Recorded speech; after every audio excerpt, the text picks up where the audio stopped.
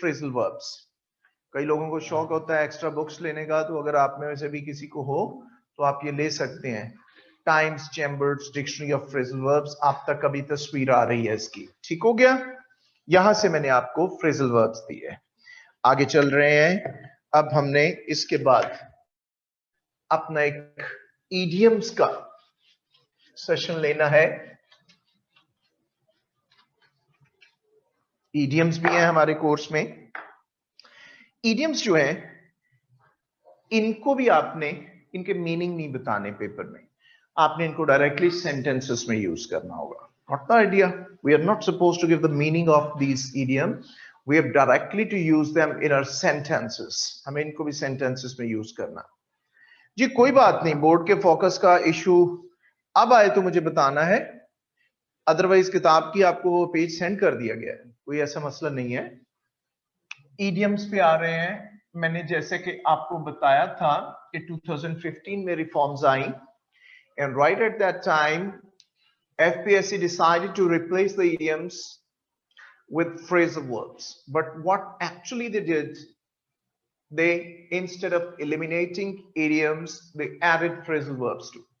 So थोड़ा सा मुश्किल हो गया हमारे लिए जी। बोर्ड बेटर नहीं है जी, देखिएगा।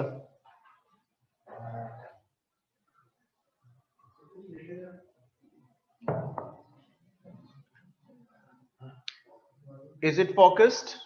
ओके है बोर्ड, वो कह रहे हैं क्लियर है, ठीक है ठीक है। देखिए, जिस भी टीचर ने आपको बताया है, that is not applicable to the idioms, rather to the pair of words. हमारी अगली एक्सरसाइज आएगी, इडियम्स को डिस्कस, इनके मीनिंग नहीं हमने देने, हमने फ्रेजल वर्ब्स के मीनिंग देने होते हैं, इडियम्स के भी नहीं देने। सॉरी सॉरी सॉरी सॉरी, हमने फ्रेजल वर्ब्स के भी नहीं देने, इडियम्स के भी नहीं देने, हमने पेयर ऑफ वर्ड्स के मीनिंग देने। Got the idea? तो इडियम्स की तरफ आते हैं हम। इडियम्स को कैसे इस्तेमाल किया जाता है? Once again the main thing is this, let me tell you people that all these exercises of applied grammar, whether they're idioms or they're phrasal verbs or they're pair of words, you need to make sentences of those, but sentences ought to be mature enough. It surely doesn't mean that you need to make use of difficult vocab in them, or neither it does mean that you have to make long and lengthy sentences. No, not at all. Even a single liner is acceptable if it is good and meaningful. Got the idea? First thing. Secondly, all these are cramming based exercises.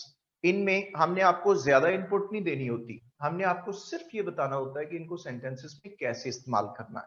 और अगर जब आपको exercise दी जाती है, आप कोई अच्छे sentences बना लेते हैं, चंद एक इडियम्स, फ्रेजल वर्ब्स और पेयर ऑफ वर्ड्स के, तो टीचर सेटिस्फाई अगर हो जाए कि आप बना सकते हैं, तो उसके बाद आपने क्रैमिंग करनी होती है।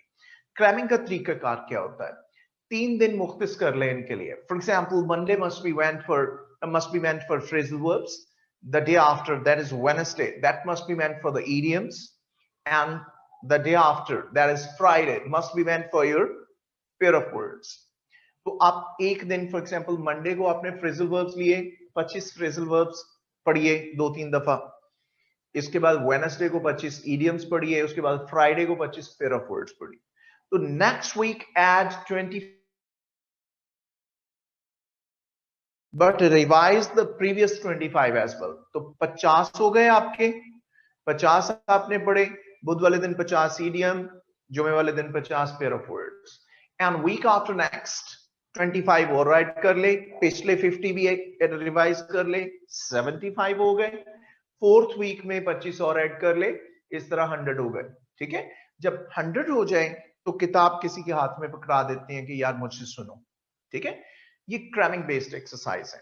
तो आप थ्रू आउट द ईयर भी इनको पढ़ते रहिए, लेकिन मेनली इनका इस्तेमाल जो होता है वो फिजिबल होता है एंड पे, जब आपके एग्जाम करीब होते हैं, हफ्ता 8 दिन पहले इन्हें ज्यादा बेहतर तरीके से याद करते हैं। और उसके बाद क्या करते हैं? उसके बाद हम ये करते हैं कि night before the commencement of the exam आप सिर्फ इन्हीं चीजों को पढ़ेंगे। उस वक्त आपने ना तो प्रेसी पढ़नी है, ना आपने कॉम्प्रीहेंशन पढ़नी है, आपने यही सारा कुछ पढ़ना होता है। 12 घंटे की रिटेंटिव एबिलिटी हमारी होती है। 12 घंटे हमें ये याद रहे, पेपर में इस्तेमाल हो जाए, भाड़ में जाए, बाद में से गुड बाय टू देम, ये किताबें ही पतीसे वाले को दे दें। ठीक हो गया?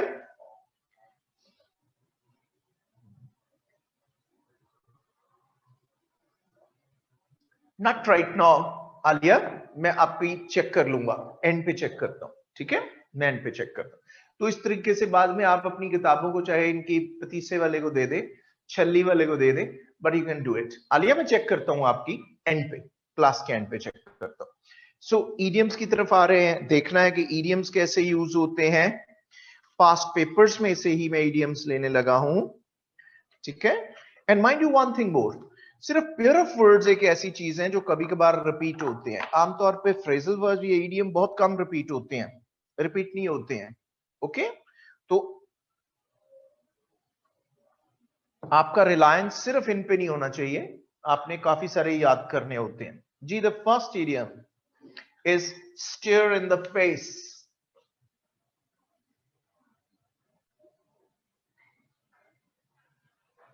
स्टेयर इन द फेस, ठीक है। Thank you very much Sobia, thank you बेटा। Stare in the face, stare in the face means clear in view, clear in view, बिल्कुल वाज़ेह सामने। ये किस सेंस में यूज होता है? Let me tell you. ये सेंस में यूज होता है कि फॉर एग्जांपल ये हम सबके साथ होता है, कभी कभी हम बड़ी जल्दी में होते हैं या आके कोई चीज कहीं हमने रख दी, for example car keys, room keys, कोई चीज आके कहीं हमने प्लेस कर दी, and after that we forget where did we place that thing, and then we start toppling all the room, we untidy the dryers, we look under the bed everywhere, तकिए उठा लिए, इधर देख उधर देख, दराजा च देखो इधर देखो। जब थक जाते, शिकस्त खोरदा हो जाते हैं ना, तो वो चीज सामने कहीं पड़ी होती है, पता चलता है जी ये तो मैंने टीवी के ऊपर रखी थी, ये तो मैंने फ्रिज के ऊपर रखी हुई है, वो हमारा मुंह चढ़ा रही होती है। तो उसको कहते हैं to stare in the face, ठीक है।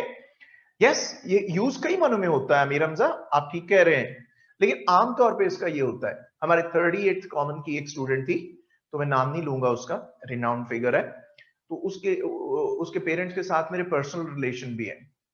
तो कभी मैं उसको एक दो मरतबा घर भी गाइड करने गया, मैं उनके पेरेंट्स को मिलने गया तो वहां भी गाइड करता था, वो हमारे वर्ड टाइम में भी पढ़ती थी। तो उसके दोनों जो पेरेंट्स हैं उनको मुताले का बड़ा शौक है और दोनों को स्पेक्स लगे हुए हैं, वो पढ़ते रहते हैं, बाद में ऐनक उठा के अपने बालों में ले जाते हैं।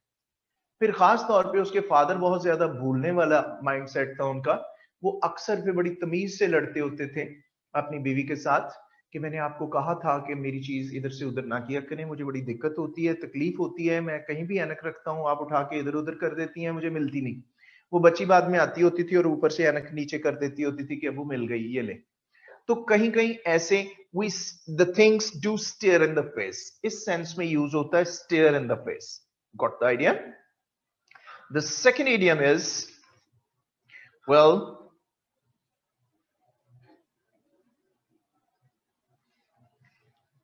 it is Damocles sword.